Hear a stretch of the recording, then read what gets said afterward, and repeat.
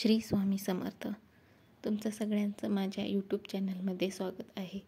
स्वामी समर्थांची कृपा ही सदैव तुम्ही व तुमच्या परिवारावरती राहो, ही स्वामींच्या चरणी प्रार्थना.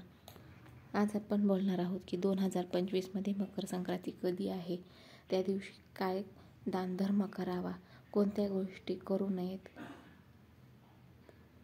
संक्रांती कशावरती बसून आली आहे, कोणत्या रंगाचे कपडे घालू नयेत, संक्रांतीचे महत्त्व. तर मकर संक्रांतीच्या दिवशी भगवान सूर्यदेव हे दक्षिण दिशेकडून उत्तरेकडे जातात.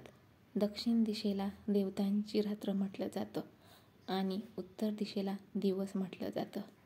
म्हणून ज्यावेळी दक्षिणेकडून जेव्हा सूर्यनारायण उत्तरेकडे जातात तेव्हा सगळ्या प्रकारचे पुण्य व त्याचा प्रभाव हा दुप्पट वाढतो. जेव्हा आपण दानधर्म करतो, पूजापाठ करतो, त्याचं पण महत्त्व खूप वाढलं जातं. तर सर्वात प्रथम तुम्हाला व तुमच्या परिवाराला मकर संक्रांतीच्या खूप खूप शुभेच्छा. तिळगुळ घ्या, गोड गोड बोला.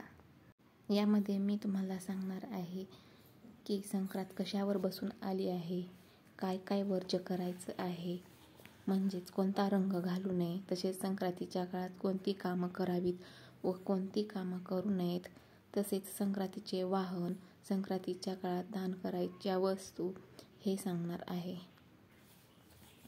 तर इंग्रजी नवीन वर्षाची सुरुवात झाल्यावर येणारा सर्वात पहिला सण म्हणजे मकर संक्रांती होय. मकर संक्रांत ही 14 जानेवारी 2025ला आहे.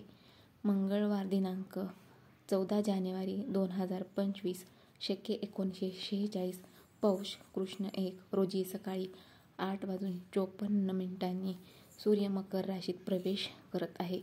संक्रांतीचा पुण्यकाळ हा 8:54 चालू होणार आहे आणि तो संध्याकाळी 4:54 पर्यंत असणार आहे. संक्रांत ही देवीचंच रूप आहे. वाहन वाघ आहे व उपवाहन घोडा आहे. वस्त्र पिवळ्या रंगाचं आहे आणि हातात शस्त्र गदा आहे.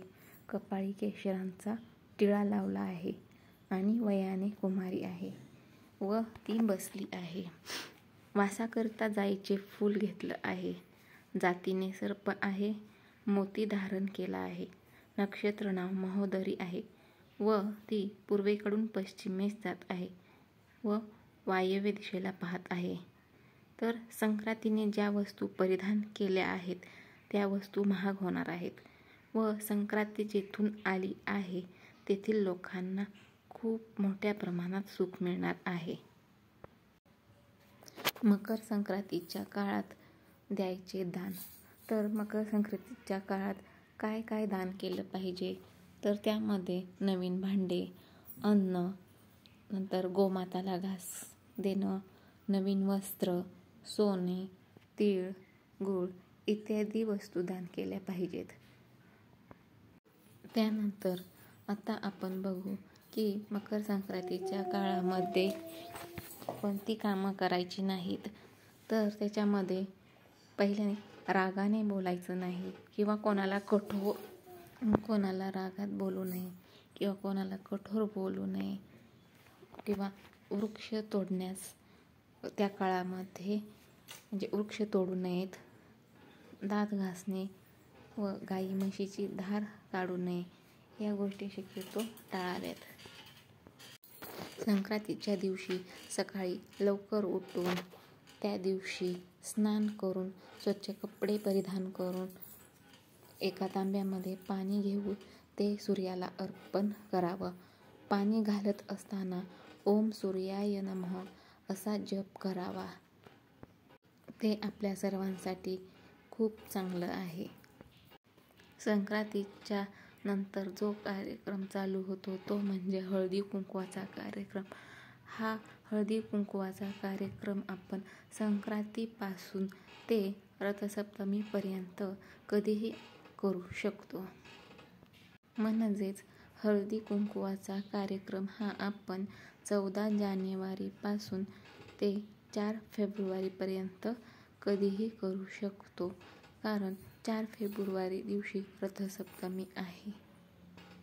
रथसप्तमीच्या दिवशी हळदी कुंकवाच्या कार्यक्रमाचा शेवट हा होतो. त्या दिवसापर्यंत करून घ्यावे. श्री स्वामी समर्थ.